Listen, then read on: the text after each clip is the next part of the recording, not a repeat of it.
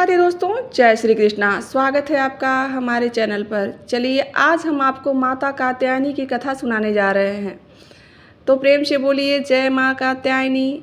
आज चैत्र मास की शुक्ल पक्ष की षष्ठी तिथि है और आज ब्रजमंडल की अधिष्ठात्री देवी माता कात्यायनी की पूजा अर्चना एवं कथा का श्रवण किया जाता है। कात्यायन ऋषि की पुत्री होने के कारण माता भगवती का नाम कात्यायनी पड़ा था।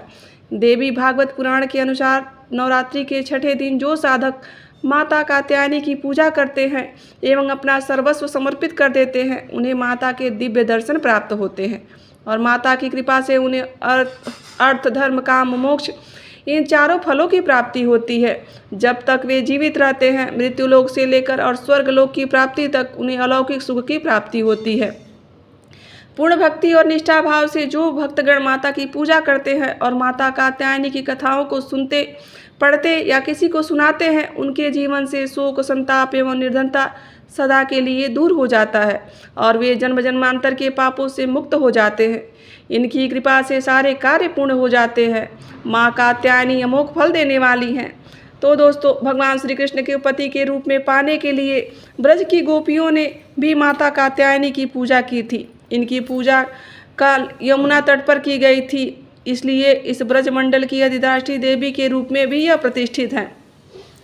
नवरात्रि के छठे दिन साधक अपने षष्ठम चक्र, जिसे अंजना चक्र भी कहते हैं, उस पर ध्यान केंद्रित करते हैं। माता का स्वरूप अत्यंत ही भव्य और दिव्य है, जो स्वर्ण के समान चमकीली और ज्योतिर्मय है। इनकी चार भुजाएं हैं। दाएं तरफ का ऊपर वाला हाथ अभय मुद्रा में है। माँ के बाएं तरफ के ऊपर वाला हाथ में तलवार है और नीचे वाले हाथ में कमल का पुष्प सुशोभित होता है।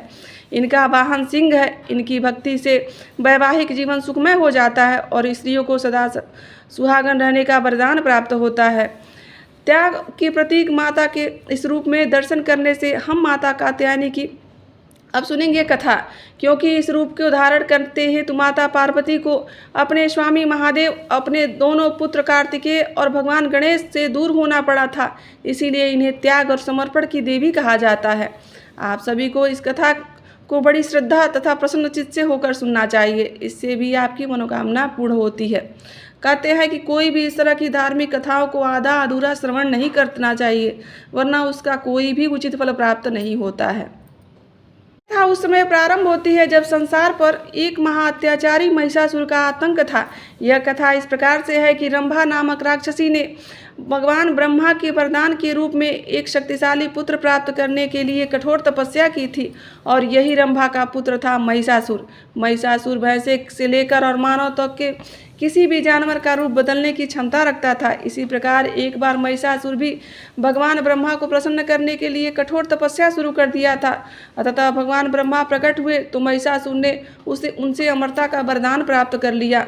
भगवान ब्रह्मा यह कहते हुए इनकार कर देते हैं कि उनके पास ऐसा कोई वरदान नहीं है। जो भी मनुष्य इस पृथ्वी पर जन्म लेता है उसकी मृत्यु अटल होती है, क्योंकि यह सृष्टि नियमों के विरुद्ध नहीं जा सकते।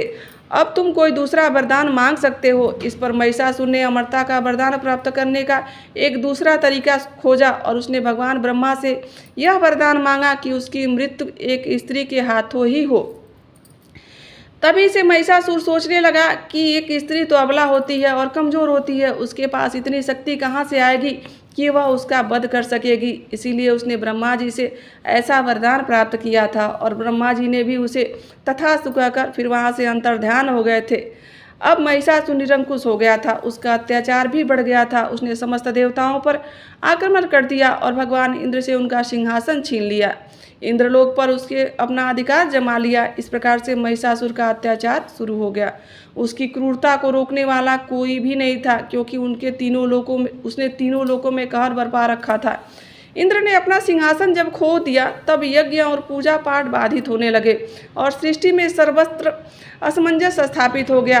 प्रिय भक्तगणों, इसी बीच देवी ने के परम भक्त ऋषि कात्यायन देवी को अपने पुत्री के रूप में प्राप्त करने के लिए घोर तपस्या कर रहे थे। तब माता ने उन्हें वचन दिया था कि वे उनकी पुत्री के रूप में अवतार लेंगी। अब ऋषि कात्यायन की कठोर तपस्या से प्रसन्न होकर माता पार्वती ऋषि कात्यायन के घर पर जब पुत्री के रूप में अवतार लेती हैं, तब ऋषि कात्यायन की पुत्री होने के कारण उनका नाम कात्यायनी पड़ गया। उन्हें कात्यायनी नाम से अभेद किया गया। इधर महिषासुर के अत्याचारों से सभी देवता त्रस्त थे। इस प्रकार से ब्रह्मा, विष्णु और महेश तीनों देवताओं के पास जब सभी देवता जाते हैं और मिलकर कात्यायन ऋषि के आश्रम पर आए और उन्होंने माता कात्यायनी से विनती की कि वे महिषासुर का वध करें और देवताओं का कल्याण करें। देवताओं की यह दुर्दशा देखकर माता कात्यायनी अपने सर्वशक्तिमान सिंह पर आरूढ़ हो गईं और इस प्रकार से सभी देवताओं ने अपने शस्त्र, अस्त्र और शक्तियां माता भगवती को प्रदान की। सभी शक्तियों से परिपूर्ण होकर सिंह पर आरूढ़ होकर देवी कात्यायनी विंध्याचल पर्वत की तरफ चल पड़ी। वहां जाने के बाद वे एक आसन जमाकर वहीं पर ध्यान मग्न होकर बैठ गई। उधर जब महिषासुर के सेवकों की नज़र उस भगवती पर पड़ी तब उन सेवकों ने अपने राजा महिषासुर से देवी के बारे में बताया। उसने आकर कहा कि माता रानी के रूप की प्रशंसा करना प्रारंभ कर दिया। महिषासुर ने अपने सेवकों को पुनः माता रानी के पास भेजा और उनसे विवाह करने का प्रस्ताव स्वीकार करने के लिए कहा। इस प्रकार सभी सेवक माता रानी कात्यायनी के पास जाते हैं और उन्हें महिषासुर का प्रस्ताव कात्यायनी देवी को बताते हैं। तब माता कात्यायनी ने कहा कि मैं उसी से विवाह करूंगी जो मुझे युद्ध में पराजित करेगा। इतना सुनते ही महिषासुर को बड़ा ही आश्चर्य हुआ। महिषासुर ने खुद को इतना बड़ा समझ लिया था कि वह एक महिला से युद्ध नहीं कर सकता था। उसने अपनी सेना को युद्ध करने के लिए भेजा। उस समय माँ भगवती सभी दैत्य सेनाओं का नाश कर चुकी थी और उसके जितने भी सेनापति थे एवं अन्य घातक राक्षसों को उनके द्वारा मारकर जमीन पर गिरा दिया गया। एक महिला द्वारा अपनी पूरी सेना को पराजित किए जाने के अपमान सहन के में असमर्थ महिषासुर स्वयं युद्ध के लिए उनका सामना करने के लिए उनके सामने आ गया और क्रोध में अंधा व मूर्ख विभिन्न रूप धारण करने लगा। अभी वह एक भयानक भैंसे में बदल गया, कभी एक हाथी, कभी शेर, कभी अन्य भयानक प्राणियों के वह माता भगवती के सिंह पर आक्रमण करने के लिए छलांग लगाने लगा। उसने अपने क्रोध से तब माँ भगवती ने अपने क्रोध से महिषासुर के युद्ध में के दौरान पृथ्वी पर भयंकर कंपन और अन्य आपदा पैदा हो गई।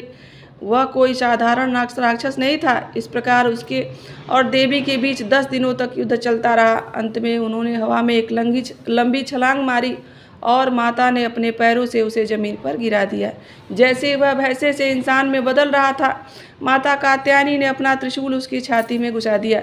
उन्होंने उस दुष्ट राक्षस के सिर को धड़ से अलग कर दिया और इस प्रकार से महिषासुर का वध करने के बाद सभी देवी देवता बहुत हर्षित हो गए और प्रसन्नतापूर्वक उनका जय जयकार करने लगे।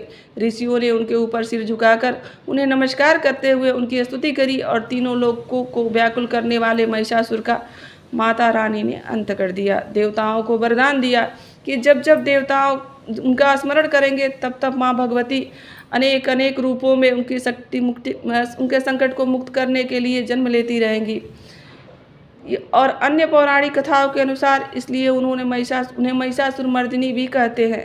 जिन्होंने यह व्रत सबसे पहले किया था अब उनका। दोस्तों, यह थी माता कात्यायनी की कथा। आशा करते हैं कि आपको यह वीडियो अच्छी लगी होगी और यहाँ तक बने रहने के लिए आप सभी का दिल से आभार। मिलते हैं किसी ऐसी कथा, कहानी और जानकारी के साथ। आज के लिए बस इतना ही। राधे राधे, जय श्री कृष्णा।